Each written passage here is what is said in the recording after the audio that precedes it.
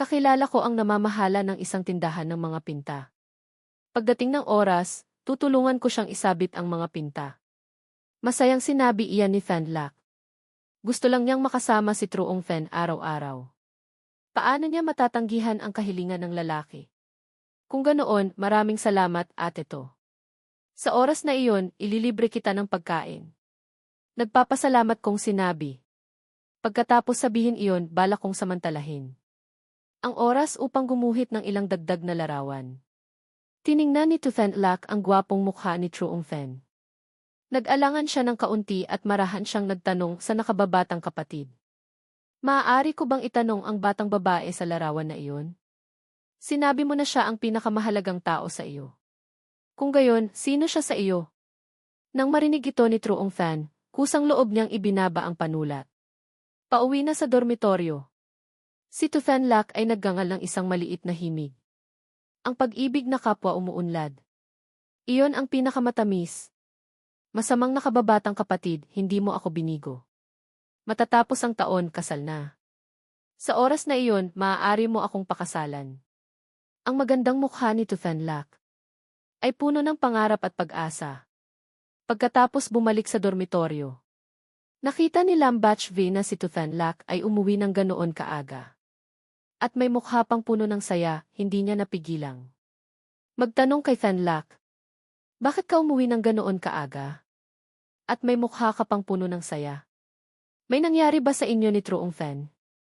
Hindi masabi sa club ng pagpinta. Ang mga salita ay agad na pumukao ng matinding pag-usisa ng dalawa pang kasama sa kwarto. Si Truong Fen ba ay nakababatang kapatid na may mga chismis kay Fenlak kamakailan? Lumapit si Diep Dimong na nakasuot ng maskara. May nangyari na naman ba sa kanila ni Fenlak? Bachvai, sabihin mo sa akin kaagad. Si Liu Yanhien, na nanonood ng isang palabas sa GE ay nagmadali ring sumingit. Hindi ninyo alam.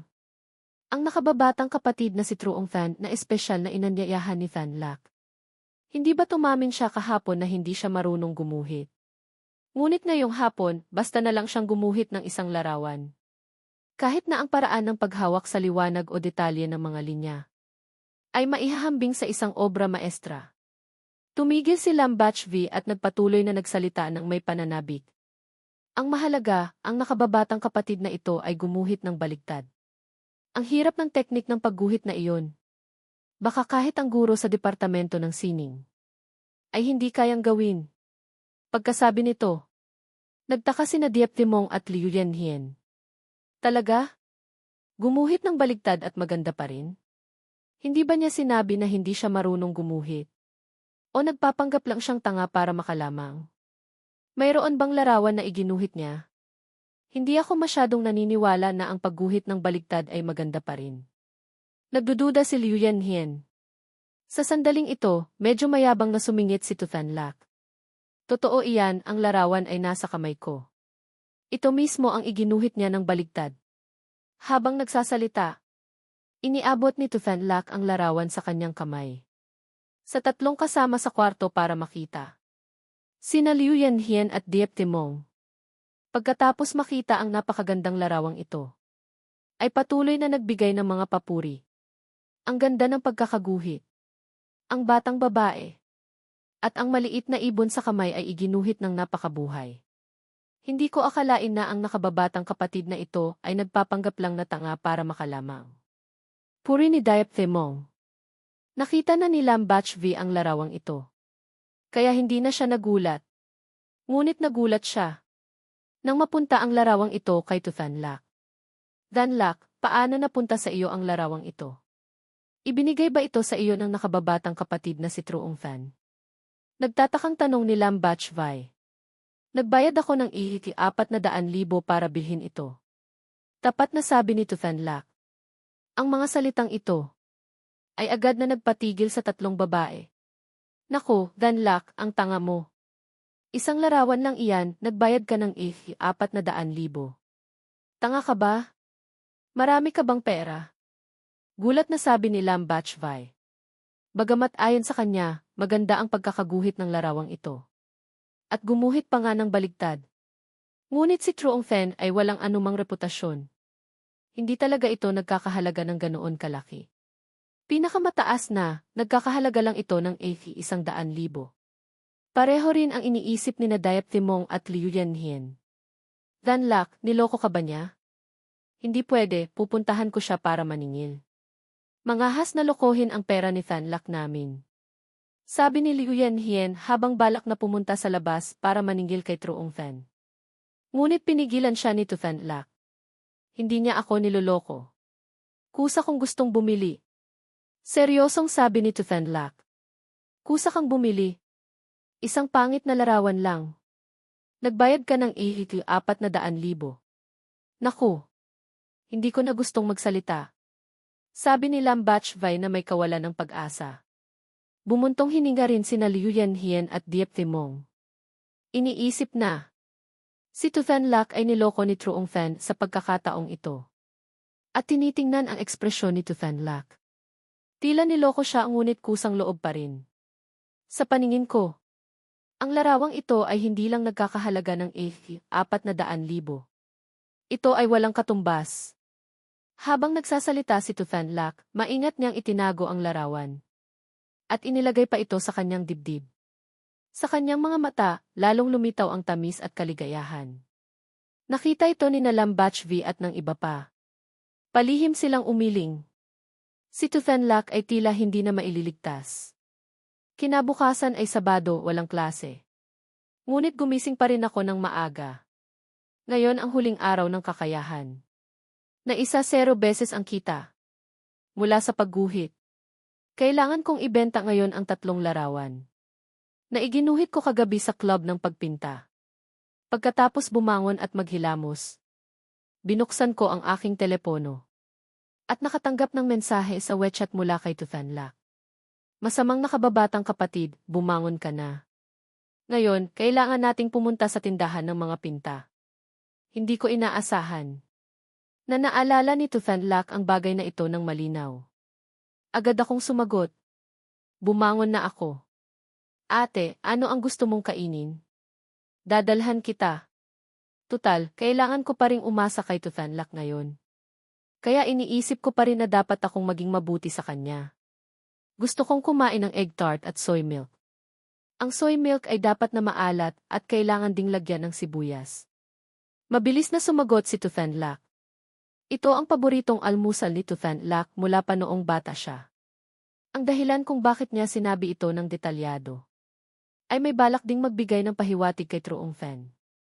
Ngunit hindi nag-isip ng marami si Truong Fan. Walang problema. Pagkatapos ng 15 minuto, pupunta ako sa baba ng dormitoryo mo. Nakangiting sagot ni Truong Fan. Ang bilis mo naman. Katatapos ko lang maghilamos at kailangan ko pang mag-ayos. Umiyak na sagot ni Thanlak. Tumawa ako ng kaunti. Hindi na sumagot at lumabas ng dormitoryo. At dumiretso palabas ng paaralan. Habang bumibili ng almusal si Truong Fan. Nagpapatuyo ng buhok si Thanlak. Ang tunog ng hairdryer ay gumising sa 3 kasama sa kwarto na natutulog. Kinuskos ni Lam Bachvi ang kanyang antok na mga mata. Tiningnan ang oras sa kanyang telepono. 7:07 pa lang ng umaga, hindi niya napigilang magulat. Danlak, Sabado ngayon, bakit ka gumising ng ganoon kaaga? Isinilip ni Lam Bachvi ang kanyang ulo mula sa likod ng kortina ng kama. Kailangan kong pumunta sa tindahan ng mga pinta. Hindi ako uwi para kumain ng tanghalian. Kaswal na sagot ni Thanlak. Matapos patuyuin ang kanyang buhok. Umupo si Thanlak sa kanyang mesa at nagsimulang mag-ayos. Foundation, lipstick, at nagspray pa ng pabango. Hindi ito pagpunta sa tindahan ng mga pinta, malinaw na ito ay pakikipag-date. Nakita ito ni Lam Bachvi at agad na nagising. Bata, hindi ka normal ngayon. Nag-ayos ka ng maaga. Hindi ito pagpunta sa tindahan ng mga pinta. Malinaw na ito ay pakikipag-date. Sabihin mo sa akin, sinong lalaki ang kadidate mo? Walang date. Pumunta lang ako para tingnan ang eksibisyon ng mga pinta. Para alamin ang sitwasyon ng merkado ng mga pinta. Sagot ni Thanlak habang nagspray ng pabango. At nagsimula ng maingat na pumili ng damit. Kinuha pa niya ang Balenciaga na itim na medyas na in-order niya kagabi. Niloloko mo ang multo. Nakasuot ka na ng Balenciaga na itim na medyas. Chick 8 style ka ngayon? Sabi ni Lam Batchvai hanggang dito. Ang dalawa pang kasama sa kwarto ay ginising din. At sabay na isinilip ang kanilang mga ulo mula sa kortina. Pagkatapos nilang makita si Tufan Lak na nakasuot ng Balenciaga na itim na medyas. Nanlaki ang kanilang mga mata. Fenlak, ang galing mo. Natutunan mo na ang Chick 8 style. Saan mo natutunan iyan? Interesadong tanong ni Liu Yanhien.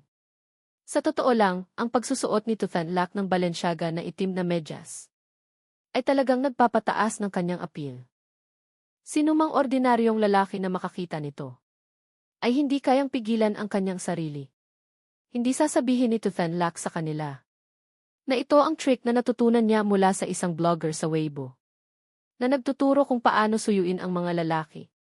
Dati, nagbibigay siya ng milk tea, mga merienda, innocenteng style. At iba pa, lahat ng trick na iyon ay natutunan niya mula sa TikTok. Sa kasamaang palad, ang mga nakaraang trick kay Truong Fan ay tila hindi masyadong epektibo. Kaya ngayon, ginamit ni Tufan Lak ang Chick 8 style na ito. Maikling itim na damit na pinagsama sa Balenciaga na itim na medyas. Dagdag pa ang kulot na buhok. Tumaas ng husto ang kagandahan ng Chick ate. Naku, Van Lak, sa suot mo na iyan. Kahit ako ay hindi kayang pigilan ang aking sarili. Sabi ni Diep Timong habang gumagapang palabas ng kumot. Niyakap si Tufan Lak at nagbiro habang itinaas ang kanyang puting makinis na kamay patungo sa itim na hita ni Tufan Lak. Timong, hahaha.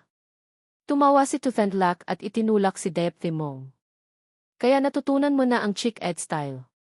Sabihin mo sa akin kaagad, sino ang iyong kadidate ngayon? Tanong ni Diep Timong pagkatapos siyang itulak. Wala talaga.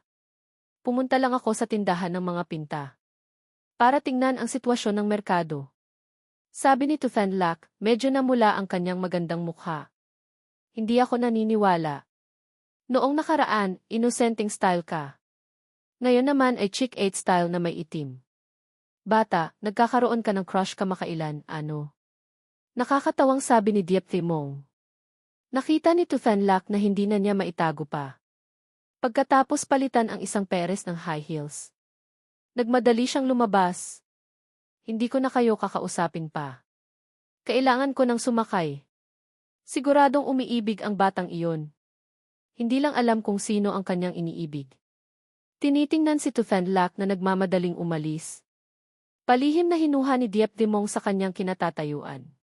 Sa sandaling ito, hawak ko ang almusal at naghihintay sa gate ng paaralan. Sa una, balak kong maghintay sa dormitoryo ng mga babae. Ngunit napakaraming babae roon, natatakot akong magkamali. Hindi nagtagal. Si Tufan Lak na nakasuot ng Chick 8 style na damit, na may itim na medyas, ay eleganteng naglalakad patungo kay Truong Fan. Nakita ko si ate to na nakasuot ng Balenciaga na itim na medyas. At nakasuot pa ng maikling itim na damit, nagulat ako nang makita ko siya. Napakatindi ng kagandahang iyon. Talagang napakagandang dilag. Buti na lang at Sabado ngayon at maaga pa. Maraming tao sa oras na ito ay natutulog pa rin. Kung hindi, ang gate ng paaralan na ito ay masisikip. Dahil sa pagdating ni Tufan Lak. Masamang nakababatang kapatid, ano ang tinitingnan mo? Nakita ni Tufan Lak na nakatitig sa kanya si Truong Fan. Medyo natutuwa at masaya sa kanyang puso. Wala naman, ate to. Narito ang egg tart at maalat na soy milk mo. Mabilis akong bumalik sa aking sarili at iniabot ang almusal. Sa aking kamay kay Tufan Lak. Sa aking puso, mayroon na akong kasintahan. Kaya kahit gaano pa kaganda si Tufan Lak, wala itong epekto sa akin. Salamat. Tinanggap ni Tufan Lak ang almusal. Palihim na sumulyap kay Truong Fan. Nakita niyang hindi na siya tinitingnan nito. Medyo hindi siya masaya. Nagbihis siya ng ganoon kaganda. Sulyapan lang siya ng masamang nakababatang kapatid na ito. Napakamanhid. Hindi nagtagal, dumating ang kotse na tinawag ni Truong Fan. Pagkatapos sumakay sa kotse sina Tufan Lak at Truong Fan. Sinabihan nila ang driver na dumiretso sa pinakamalaking tindahan ng mga pinta sa lungsod. Ang Thian Hai. Magkasamang nakaupo sa likod ng kotse sina Truong Fen at Tu Fanlak. Sinubukan kong panatilihin ang distansya kay Tu Fanlak. Ngunit kusang loob na gumalaw si Hokoy patungo kay Truong Fen. Ang malabong amoy ng pabango ay tumama sa ilong ni Truong Fen. Napakabango at kaakit-akit. Dagdag pa rito ang mukha at hugis ng katawan ni Tu Fanlak. Sinumang lalaki ay mabibigla. Kahit ang driver ay hindi mapigilang. Paminsan-minsan natingnan si Tu Fanlak na nakaupo sa likod sa pamamagitan ng rearview mirror. Ngunit ako lang ang nakaupo sa tabi ni Tu Fanlak. Ay tila hindi apektado. At abala lamang. Na iniisip kung paano ibenta ang 3 larawang ito sa mataas na presyo. Nakita ni Tu Fanlak na inilagay ni Truong Fen ang lahat ng kanyang atensyon sa 3 larawan. Medyo natahimik siya. Napakamanhid. Isang magandang dilag na nakaupo sa tabi. Ang alam lang ay tumingin sa larawan. Hindi man lang siya tiningnan. Sa sandaling ito, biglang lumabas ang isang bata sa daan sa harapan. Nagulat ang driver upang maiwasan ang bata at agad na niliko ang manibela. Dahil sa biglaang pagliko ng kotse, si Tu Fanlak na nakaupo sa likod ay hindi nakapag-react. Dagdag pa rito, mahina siya. Itinulak siya ng inertya patungo kay Truong Fen na nakaupo sa tabi. Sa sandaling ito, itinulak din ako ng inertya patungo sa likod.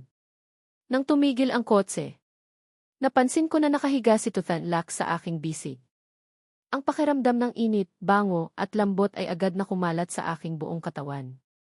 Kung ibang lalaki ito, baka hindi niya mapigilan ang kanyang sarili sa sandaling ito. Ngunit wala akong anumang maling akala. Agad kong tinulungan si Tu Fanlak na bumangon at magalang na nagtanong. Ate to, ayos ka lang ba? Ayos lang. Nabaluktot lang ng kaunti ang aking pulso. Nakahiga si Tu Fanlak sa bisig ni Truong Fen. Medyo ayaw niyang bumangon. Bahagyang nakakahumaling sa kanya ang mainit na yakap. Napakainit ng bisig ng masamang nakababatang kapatid. Pag-iisip dito. Medyo namula ang magandang mukha ni Tu Fanlak. Nabaluktot ang pulso.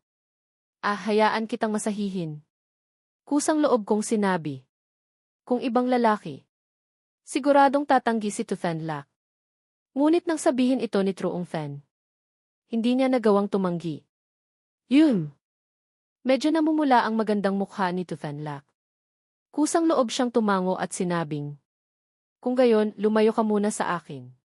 Sa sandaling ito, napagtanto lang ni Tu Fanlak na nakahiga pa rin siya sa katawan ni Truong Fen.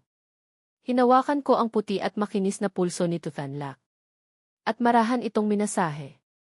Nang masahihin ni Truong Fen ang kanyang pulso, naramdaman ni Tu Fanlak na nanginig ang buong katawan niya.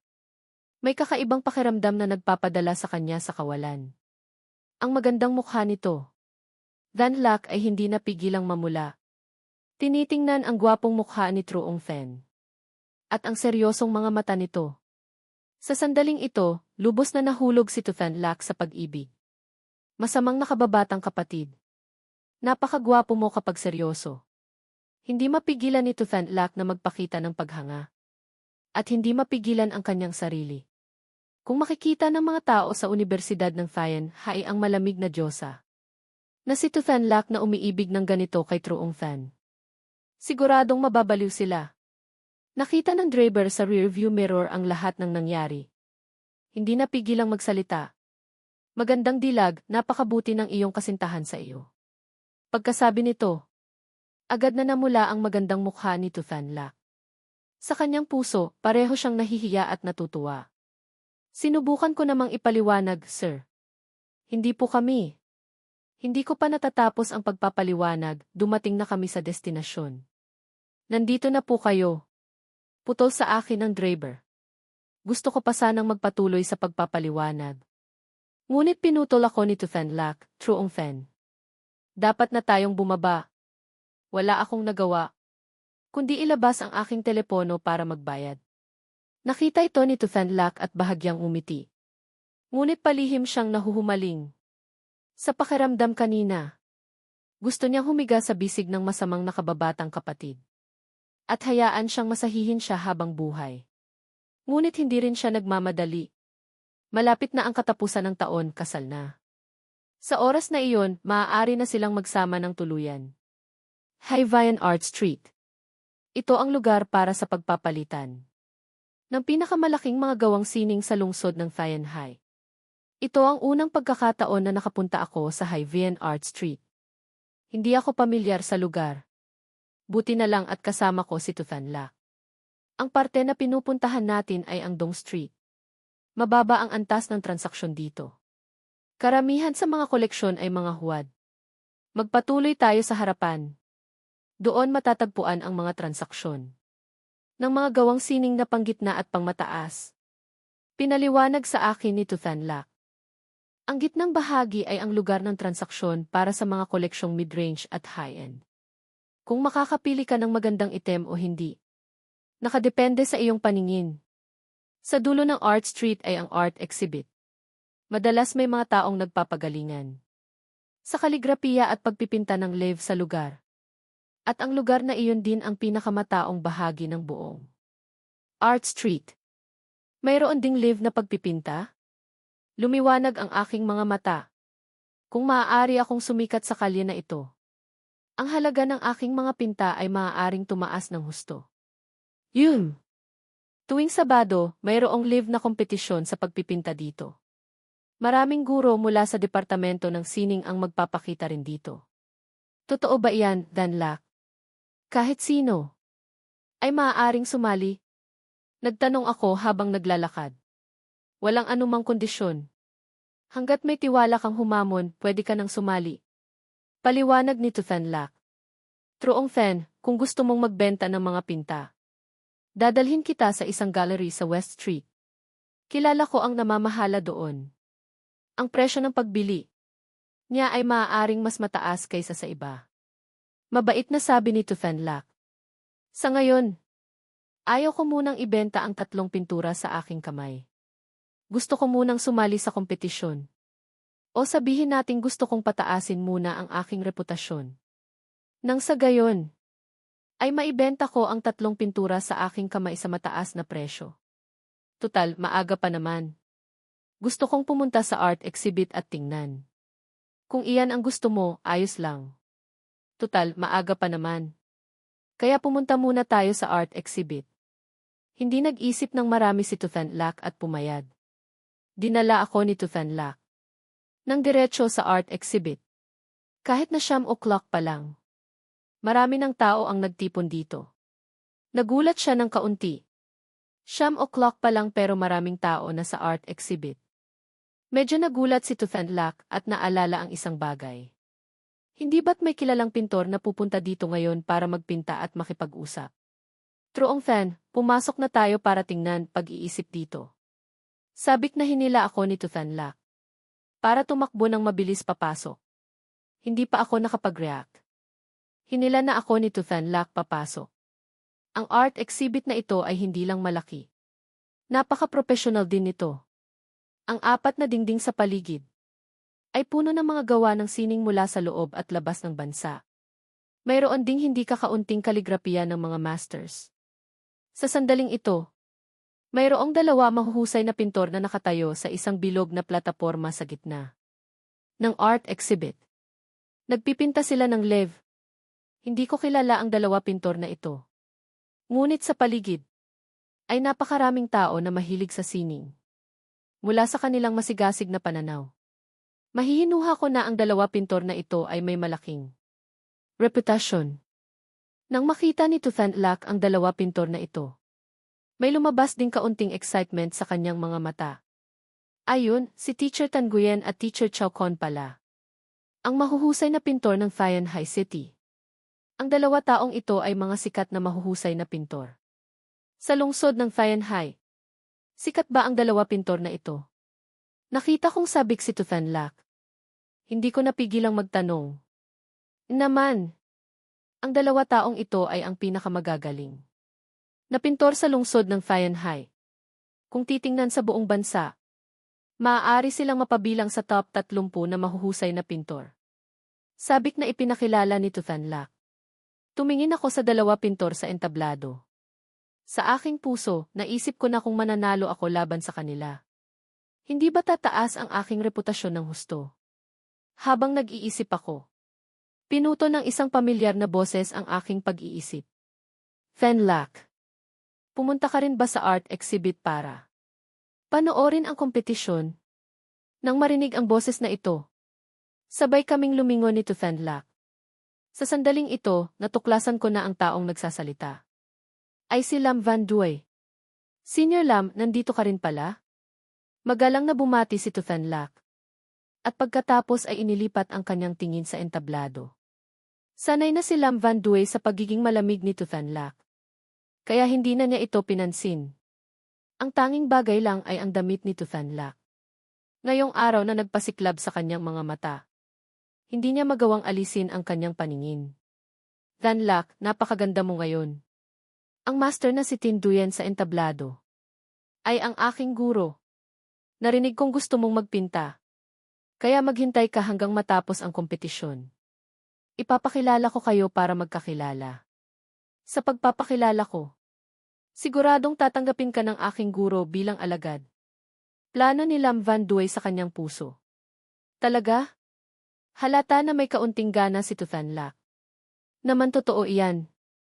Nakita ni Lam Van Due na nagkakagusto si Fenlac. At tuwang-tuwa ang kanyang puso. Kung tatanggapin si Fenlac sa pangalan ng kanyang guro. Sa oras na iyon, ang relasyon sa pagitan niya at ni Fenlac ay magiging magkapatid. At magkakaroon siya ng maraming pagkakataon na makipag-ugnayan kay Hoko ito. Nang marinig ito, hindi ko napigilang magtanong, magaling ba ang iyong guro? Na si Master Tin Duyen? Naman. Si Tin Duyen na guro ko, kung titingnan sa buong bansa, ay mapapabilang din sa top 20.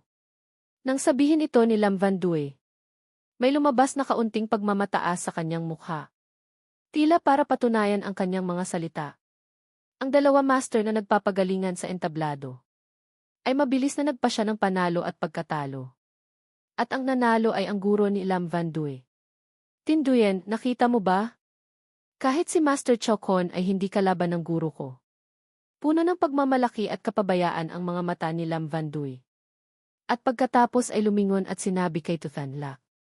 Sa sandaling ito, bigla akong nagsalita. Lumabas na ang iyong guro ay talagang mahusay. Saktong kalabanin ko siya para manalo. Ang aking reputasyon ay lalampas sa kanya. Sa sandaling bumagsak ang mga salita, agad na nagpatigil kay Lam Van Due at Fenlac. Truong Fen, hindi. Masyadong malaki ang bibig mo, ano? Naglakas loob kang hamunin ang aking guro. Sa tingin mo, may karapatan ka? Matapos kumalma si Lam Van Due, tinuyan niya ako. Bakit hindi pwede? Bahagya akong umiti. Sa tingin mo, magaling ka? Sasabihin ko sa iyo, sa mundong ito, mas mataas ang langit kaysa sa langit. Sa labas, may tao. Ang isang tulad mo na umakyat doon ay maaari lamang gumawa ng kahihiyan sa iyong sarili. Muli akong siniraan ni Lam Van Due. Kung mananalo ako sa iyo, mananalo rin ako sa guro mo. Marahan akong umiti at tahimik na sinampal ang mukha ni Lam Van Due. Nang marinig ito ni Lam Van Due, galit na galit siya. Ngunit hindi siya makapagsalita.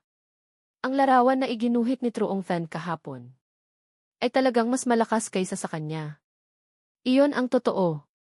Ang teknolohiya ng pagpipinta ng aking guro ay mas malakas kaysa sa iyo. Kahit 1-0 na tulad mo, ay hindi kalaban ng aking guro. Inis na sinabi ni Lam Van Due. Kung mananalo ka sa aking guro, luluhod ako at tatawagin kitang ama. Ayaw kong magkaroon ng isang anak na tulad mo. Magpakatotoo ka na lang. Kung mananalo ako sa iyong guro, bigyan mo ako ng 100,000. Mahina kong sinabi. Ngayon, ang pinakakailangan ko ay pera. Siyempre, mas maraming kikitain, mas mabuti. Kahit pa ang hita ng lamok ay karne pa rin. Hindi inaasahan ni Lam Van Due na gusto kong makipagsugal ng pera sa kanya. Kung gayon, siyempre, hindi siya magiging magalang. Walang problema. Kung manalo ka, bibigyan kita ng 100,000. Ngunit kung matatalo ka, kusang loob kang aalis sa club ng pagpinta. Walang problema. Kung ganon, napagpasyahan na natin. Bahagya akong ngumiti at pagkatapos ay lumingon at sinabi kay Tufanlak. Ate to, tulungan mo kaming magpatunay. Bukod pa rito, kung mananalo ako kay Master Tinduyen, tataas ba ang aking reputasyon sa mundo ng pagpipinta? Ang dahilan kung bakit gusto kong hamunin si Master Tinduyen ay para sa layuning pataasin ang aking reputasyon sa mundo ng pagpipinta. Sa gayon, maibebenta ko ang aking mga pinta sa mataas na presyo. Kung magwawagi ka sa kompetisyon laban kay Master Tinduyen, ang reputasyon mo sa mundo ng pagpipinta ay tataas ng husto. Ang presyo ng isang pinta ay tataas din ng husto. Maaaring maibenta mula daan-daang libo hanggang milyon. Seryosong sinabi ni Tufanlak. Kasabay nito, palihim niyang hinahangaan ang aking tapang.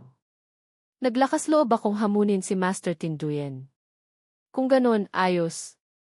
Pagkatapos matanggap ang kumpirmasyon ni Tufanlak, iniabot ko ang 3 pintura sa aking kamay sa kanya at nagbilin. Tulungan mo akong ingatan ang 3 pintura na ito ng mabuti. Aalis ako at babalik agad. Pagkatapos kong sabihin iyon, naglakad ako patungo sa gitnang entablado. Nakababatang kapatid Truong Fan, kaya mo yan. Biglang nagpakita ng pag-asa si Tufanlak at nagbigay ng suporta sa likod ni Truong Fan. Sa sandaling ito, si Master Tinduyen ay nanalo lang sa kompetisyon ng pagpipinta. Maganda ang kanyang kalooban. Naisip ko na ang lungsod ng Fayenhai ay maaaring magsagawa ng kompetisyon sa pagpipinta na tulad nito bawat linggo. Makakatulong ito upang itaas ang pangkalahatang antas ng pagpipinta ng mga ordinaryong tao. Sa lungsod ng Fayenhai, Tinduyen, hawakan ang mikropono at magsalita ng ilang pagbati. Pagkatapos noon, nagpatuloy siyang magsalita. Sa pagkakataong ito, pumunta ako sa art exhibit. Dahil gusto kong makipagpalitan ng mga teknolohiya ng pagpipinta sa lahat. Kung may gustong umakyat sa entablado para makipagpalitan at makipag-usap, maaari silang umakyat. Sa lugar na iyon, walang naglakas loob na umakyat para makipag-usap ng mga teknolohiya ng pagpipinta. Kay Master Tinduyen, kung ang teknolohiya ng pagpipinta ay mas mababa sa master ng malayo, hindi ba nila gagawin ang kanilang sarili na kahiyahiya? Nang nag-aalangan ang lahat na umakyat, nagsalita ako. Gusto kong makipag-usap ng kaunti kay Master Tinduyen. Sa sandaling tumigil ang mga salita, ang lahat sa lugar na iyon ay sabay-sabay na lumingon upang hanapin ang boses. Sa sandaling ito, napansin lang nila na ang taong nagsalita na gustong hamunin si Master Tinduyen ay isang gwapong binata. Sa ilalim ng tingin ng lahat, marahan akong umakyat sa entablado. Ang pangalan ko ay Truong Fan. Sana ay may matutunan ako kay Master Tinduyen. Medyo mapagpakumbaba akong nagpakilala. Nakita ng lahat na ako ay isang first-year student pa lamang. Medyo nagulat sila. Nagsimula silang mag-usap ng mahina. Napakalakas ng loob niya. Naglakas loob siyang hamunin si Master Tinduyen. Totoo nga na ang isang bata ay hindi takot sa tigre. Ngunit kahit ano paman, bata pa siya. Hindi nakakahiya na matalo. Tiningnan ako ni Master Tinduyen mula ulo hanggang paa. At pagkatapos ay nakangiting sinabi, maganda ang tapang ng binata. Kapuri-puri. Ilang taon ka na nag-aaral ng pagpipinta? Katatapos ko lang magsimulang makipag-ugnayan sa pagpipinta kahapon. Tapat kong sinabi. Ang mga salitang ito ay totoo. Katatapos ko lang matanggap ang kakayahan sa pagpipinta sa antas ng master. Ilang araw na ang nakakaraan. Ngunit sa sandaling sinabi ko iyon, nagulat ang mga tao sa paligid. Ano? Katatapos lang niyang magsimulang mag-aral ng pagpipinta kahapon? Totoo ba iyan? Nababaliw na ba siya? Katatapos lang niyang makipag-ugnayan sa pagpipinta isang araw pa lamang. Naglakas loob na siyang umakyat sa entablado para hamunin si Master Tinduyen. Nakita ni Lam Van Due ang eksenang ito at nagulat din. Hindi niya inaasahan na sinabi ni Truong. Dan nakatatapos lang niyang makipag-ugnayan sa pagpipinta isang araw pa lamang. Ngunit naisip ang baliktad na pinta kahapon. Agad niyang naisip na nagsisinungaling si Truong Fan. Nagmamalaki sa harap ng guro ko, ano? Maghintay ka na lang naturuan ka. Tinuya ni Lam Van Due. Hindi rin inaasahan ni Fanlak. Nasasabihin ni Truong Fan na katatapos lang niyang makipag-ugnayan sa pagpipinta. Isang araw pa lamang. Sa pamamagitan ng baliktad na pinta kahapon. Siguradong hindi iginuhit ng isang taong katatapos lang. Makipag-ugnayan sa pagpipinta isang araw pa lamang. Ngunit kahit ano paman, walang pasubaling suportado pa rin ito Fanlak si Truong Fan. Kaya mo yan, Truong Fan. Muli namang nagbigay ng suporta si Fanlak. Ito ay maituturing na isang baliw na tagahanga ni Truong Fan. Kahit anong gawin niya, susuportahan niya siya. Sa entablado, hindi rin inaasahan ni Tinduyen. Nasasabihin ni Truong Fan na katatapos lang niyang makipag-ugnayan sa pagpipinta. Isang araw pa lamang. Medyo naguluhan siya. Sa simula, pinuri pa niya ang tapang ni Truong Fan. Ngayon, hindi niya alam kung paano sasagot. Medyo nahihiya ang kanyang mukha. Sigurado ka bang hindi ka pumunta rito para magkagulo? Matagal na akong nag-aaral ng pagpipinta. Ngayon, gusto ko lang umakyat dito para humingi ng gabay mula kay Master Tinduyen. Nang marinig ito ni Master Tinduyen, maging ang kanyang saloobin ay naging mas mahusay. Kung gayon, simulan na natin. Sa lalong madaling panahon, lumapit muli ang host na may mikropono sa entablado at sinabi, "Kailangang sabihin na, ang Truong na ito ay talagang napakalakas ng loob. Matagal na siyang nag-aaral ng pagpipinta." Umakyat na siya para hamunin si Master Tinduyen. Kahit na ang resulta ay talaga namang natukoy, gayon paman. Bigyan natin siya ng suporta sa kanyang tapang. Ang mga salita ng host ay talagang nakapagpabigla. Ano ang ibig sabihin ng itinakdang resulta? Malinaw na nagpapahiwatig na. Tiyak na matatalo si Truong Fan. Sa totoo lang, hindi na niya kailangang sabihin iyon. Pareho rin ang iniisip ng lahat. Tiyak na mananalo si Master Tinduyen. Paano matatalo ng isang baguhan sa pagpipinta si Master Tinduyen? Dahil baguhan si A. Truong. Medyo pasisimplehin natin ang tema ng kompetisyon ngayon. Gawing lotus ang tema. Natakot ang host na. Hindi alam ng isang baguhan kung paano gumuhit ng lotus. Kaya hindi niya napigilang tanungin ako. Truong, marunong ka bang gumuhit ng lotus? Siyempre, tumango ako. Kung gayon, maganda. Magsisimula na ang kompetisyon ngayon. Isang oras ang oras. Lotus ang tema. Malaya kayong bumuo ng nilalaman. Mabilis na sinabi ng host. Sa sandaling tumigil ang kanyang mga salita. Nakaupo na si Master Tinduyen sa kanyang pwesto sa pagpipinta. Pagkatapos ay kinuha niya ang kanyang brush at naghanda na magsimulang magpinta. Dahil baguhan si Truong Fan. Kumpiyansa siyang basta gumuhit lang siya, mananalo siya. Sa oras na iyon, maaari pa niyang gabayan ang baguhan na ito ng kaunti. At makakuha ng kaunting reputasyon. Hindi naglakas loob si Truong Fan na magpabaya. Pagkatapos kunin ang kanyang brush, nagsimula siyang seryosong maghalo ng pintura. Hinihintay naman ni Lam Van Duay na makita ang kahihiyan ni Truong Fan. Ayon sa kanya, kahit paano, hindi siya mananalo laban sa kanyang guro. Kahit na gumuhit ng baliktad si Truong Fan, hindi pa rin siya mananalo. Sa isang gabi, natutunan niyang gumuhit ng baliktad. Iyon lang ang kanyang teknolohiya. Sa harap ng isang tunay na dakilang pintor, lahat iyon ay walang kabuluhan. Mapangot siya na nakangiti si Lam Van Duay. Inaasahan din ng lahat na makita kung paano iguguhit ng baguhan na ito. Na si Truong Fan ang lotus. Ngunit lumipas ang mahigit 1 minuto. Naghalo pa rin ako ng pintura. Wala pang brush stroke sa drawing paper. Nagdulot ito ng kanilang pagkabagot at pagkalito. Mahigit 1 minuto na pero naghahalo pa rin siya ng pintura. Alam ba talaga niyang gumuhit? Sinabi na nga na hindi pa siya matagal nag-aaral ng pagpipinta. Siguro, hindi niya alam kung saan magsisimula. Nag-usap ang lahat.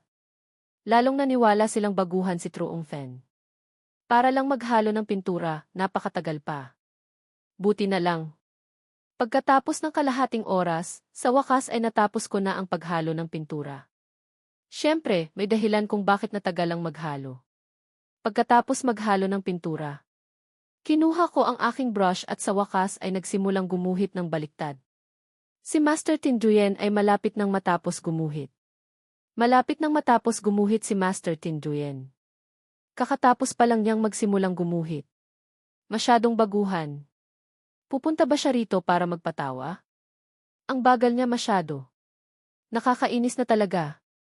Muli namang nagsimulang mag-usap ang lahat. Siyempre, hindi ko sila pinapansin. Nakatutok akong gumuhit. Pagkatapos kong matapos maghalo, napakabilis ng aking pagguhit. Sa ika-negatibo 50 minuto. Natapos na sa wakas ni Master Tinduyen ang kanyang lotus painting. Ngunit sa oras na ito, hindi pa rin tapos gumuhit si Truong Fen. Tumingin at umiling ang lahat. Naisip nilang wala ng pag-asa si Truong Fen. Pero naiintindihan din nila. Tutal, baguhan pa lang. Normal lang na mabagal siya. Buti na lang, sa huling 10 minuto. Natapos ko na sa wakas gumuhit ng kumpletong lotus painting. Tapos na ang oras. Kinuha ng host ang mikropono. At muling nagpunta sa gitna ng entablado. Sa boses ng host, inunat ng lahat ang kanilang mga lig. Gusto nilang makita kung ano ang hitsura ng mga lotus na iginuhit ng 2 tao. Sa mahalagang sandaling ito, hindi napigilan ni Fanlak na kabahan. Tapos na ang mga pintura ng 2 tao. Tingnan muna natin ang pintura ni Master Tinduyen. Sigurado akong gustong makita ng lahat kung ano ang hitsura ng lotus. Na iginuhit ng master. Kinuha ng host ang mikropono. At agad na nagpunta sa tabi ni Master Tinduyen. Itinaas ang pintura ni Master Tinduyen. Agad. Lumitaw sa paningin ng lahat ang nilalaman sa painting. Nakakasilaw ang lotus sa painting. Hindi mapigilan ng lahat na humanga. Hindi nakakagulat na isang master siya. Napakabuhay ng pagkakaguhit ng Westlake Lotus. Napakatindi ng detalye ng pagkakalarawan. Kahit ang konsepto o ang detalye ng paglalarawan ay nararapat sa tuktok. Isa-isa silang tumango at bumati. Habang pinupuri ang pintura ni Master Tinduyen. Nag-aalala rin si Fanlak para kay Truong Fen. Upang maging tumpak. Medyo inaasahan niyang makita kung ano ang iginuhit ni Truong Fen. Hindi nakakagulat na si Master Tinduyen. Ang nangungunang master sa pagpipinta. Sa aming lungsod ng Fayanhai. Ang lotus ay iginuhit ng perpekto, ipinapakita ang konsepto ng sinaunang tula. Talagang kahanga-hanga. Sinabi ng host. Ang ilang papuri sa entablado. Pagkatapos ay lumingon siya kay Truong Fen. Susunod, tingnan naman natin ang pintura ni A. Truong. Kasunod sa paggalaw ng host. Ang mga tagapanood sa ilalim ng entablado ay tumingin din kay Truong Fen. Lalong kinakabahan si Fanlak habang nakatingin sa kanya. Truong, pakiusap na itaas ang iyong painting. Sabi ng host. CJ. Tumango ako pagkatapos ay itinago ko ang painting sa mga manonood. Kasabay nito, hindi ko nakalimutang magpakilala. Ang painting ko ay tinatawag na lotus pagkatapos ng ulan. Pagkatapos maitago ang painting, inunat ng lahat ang kanilang mga liig para makita. Nakita lang nilang ibang-iba ang nilalaman sa painting. Kumpara sa Westlake Lotus ni Master Tinduyen. Iginuhit ko ang lotus sa mga ilog ng Jiangnan. Walang lotus na konektado sa asul na kalangitan. Wala ring lotus na nagpapaganda sa kalahati ng kalangitan. Lotus lang ang lotus. Natahimik at payapa sa Jiangnan. Mayroon ding dragonfly na nakadapo sa lotus bud. Na naghihintay na mamukadkad. Isang tahimik at mapayapang lotus painting. Ang nagpagulat at nagpasya sa lahat. Bagamat natagalan maghalo ng pintura. Perpekto ang mga detalye at konsepto. Talagang hindi inaasahan. Pero iginuhit niya ang lotus pagkatapos ng ulan. Bakit walang patak ng ulan? At lahat ng lotus na iginuhit niya ay mga buds na hindi pa namumukadkad. Wala ni isa ang ganap na namukadkad. Ano kaya iyon? Sa sandaling bumagsak ang mga salitang ito. Gumana ang imahinasyon ng lahat. Ang lotus ni Master Tinduyen ay namumukadkad na. Ginagawa pa nitong pula ang langit. Ngunit ang pintura ni Truong Fen ay puno ng mga lotus bud. Lahat sila ay hindi pa namumukadkad. Mas mahalaga, ang lotus painting ni Truong Fen ay pinamagatang lotus pagkatapos ng ulan. Ngunit walang patak ng ulan sa painting. Napakakaiba. Hindi kaya hindi pa niya tapos gumuhit? Nakalimutan niyang iguhit ang mga patak ng ulan? Pagkasabi nito, tumango ang lahat. May posibilidad. Siguro hindi siya umabot kaya hindi niya natapos iguhit ang mga patak ng ulan. Lahat ay tila sumasang-ayon sa paliwanag na ito. Noong una ay nagulat pa si Lam Van Due sa teknolohiya ng pagpipinta ni Truong Fan na maihahambing sa kanyang guro. Ngunit nang marinig niya ang sinabi ng lahat, ngumiti siya. Totoo nga na ang teknolohiya ng pagpipinta ay hindi sapat. Hindi niya natatapos iguhit ang epekto ng mga patak ng ulan. At lahat ng lotus ay mga buds pa lamang. Lalong nakakaapekto ito sa kagandahan ng buong painting. Propesyonal na nagkomento si Lam Van Due.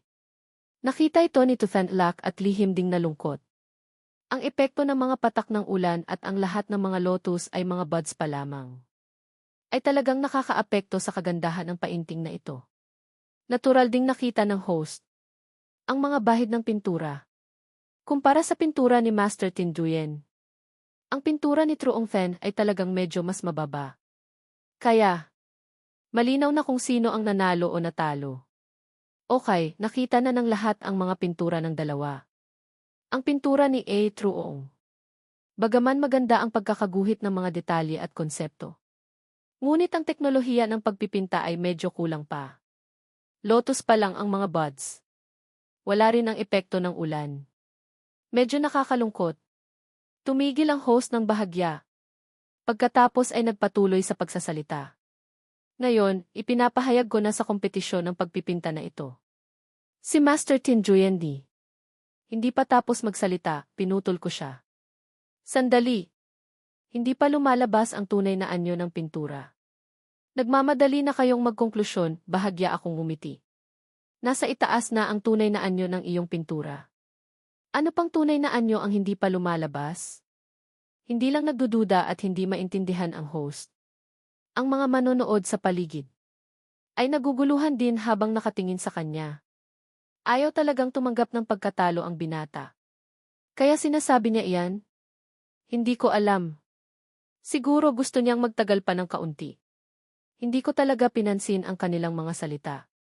Sa halip, may kumpiyansa akong lumingon at sinabi sa host. Bigyan mo ako ng isang bote ng tubig. Sa oras na iyon, lalabas ang tunay na anyo ng pintura. Tubig? Sige, kukunin ko iyan para sa iyo. Bagamat nagdududa at hindi maintindihan ang host, kinuha pa rin niya ang isang bote ng mineral water mula sa kamay ng staff, pagkatapos ay iniabot niya sa akin. Narito ang tubig. Kunin mo ito. Kinuha ko ang bote ng mineral water. Binuksan ko ang takip at uminom ng kaunti. Pagkatapos ay pumunta ako sa painting na iginuhit ko. Hindi maintindihan ng lahat kung ano ang gagawin ni Truong Fan. Kahit si Van Lac ay hindi maintindihan kung ano ang gagawin ni Truong Fan. Mas lalong tinitingnan ni Lam Van Due si Truong Fan na parang isang clone. Naisip niya na gumagawa lang siya ng mga kalokohan para makuha ang atensyon. Kinamumuhian pa ni Master Tin Duyen. Ayaw niyang panoorin ang pagtatanghal ni Truong Fan. Gayunpaman, nang si Truong Fan ay pantay-pantay na nagwiwisik ng tubig sa pintura. Biglang nagkaroon ng malaking pagbabago ang nilalaman sa painting. Ang mga lotus buds na naghihintay na mamukadkad ay biglang namukadkad sa bilis. Na nakikita ng mata. Sa dahon ng lotus. Lumitaw din ang mga marka ng patak ng ulan pagkatapos ng ulan. Lumitaw sa harap ng mga mata ng lahat ang isang tunay na lotus painting pagkatapos ng ulan. Nagulat ang lahat. Kahit si Master Tin Duyen nang mapansin ang sitwasyon na ito, ay nagulat sa kahangahangang tagpong ito. Paano iyon nangyari? Paano niya nagawa iyon? Hindi ka panipaniwala. Lintik. Ngayon, naiintindihan ko na kung bakit napakatagal niyang maghalo ng pintura. Lumabas na nag-aayos pa rin siya ng mga kulay na nagbabago. Kapag nakikita ang tubig, talagang kahanga-hanga. Paano iyon nangyari? Paano niya nagawa iyon? Sa mukha ni Lam Van Due, walang dapat paniwalaan. Lalong naging pangit ang kanyang mukha. Kahit si Master Tin Duyen ay humanga sa paraan ng pagpipinta ni Truong Fan na parang Diyos. Ang kahanga-hangang teknolohiya ng pagpipinta na mamukadkad kapag nakakita ng tubig. Narinig lang niya. Hindi pa niya nakita iyon. Ngayon, nasaksihan niya ito ng personal. Talagang nakakagulat. Napakagaling ng taong ito. Kahit ang isang pintor sa bansa ay hindi tiyak na kayang gumuhit ang ganitong uri ng teknolohiya. Talagang kahanga-hanga. Naramdaman ni Master Tinduyen ang labis na paghanga.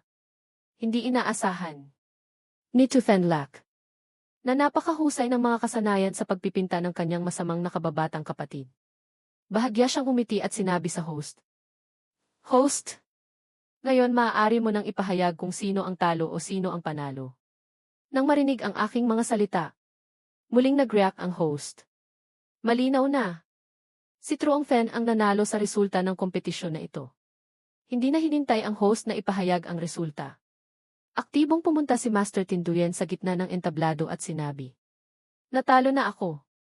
Talagang may nakatagong master sa ordinaryong tao. Taos puso akong nagpapasalamat. Itinutulak ng huling alon ang alon sa harap. Ang aming mundo ng pagpipinta ay may pag-asa. Sa sandaling lumabas ang mga salita, nagulat ang lahat sa bulwagan. Ang nangungunang mahusay na pintor sa lungsod ng Fayenhai ay natalo sa isang baguhan. Pinuri ng lahat ang kahusayan ng talento ni Truong Fen. Pinuri nila ang kanyang maliwanag na hinaharap. Kabilang sa kanila, si Lam Van Due ang pinakamahirap tanggapin. Ang guro na pinakakahangaan niya. At si Tin Duyen ay natalo sa kariban nilang si Truong Fen. Paano niya iyon matitiis? Masamang bata. Mahusay ang teknolohiya ng pagpipinta. Puno ng galit ang mga mata ni Lam Van Due. Sa simula, gusto niyang ipahiya si Truong Fen. Ngayon, mas mabuti pa. Nasaksihan pa niya ang mga sandali ng pagliliwanag at pagiging sikat ni Truong Fen sa isang laban. Pagkatapos ng kompetisyon, isang lalaking medyo mataba ang lumapit sa akin. At nag-alok ng mataas na presyo para bilhin ang painting na ito.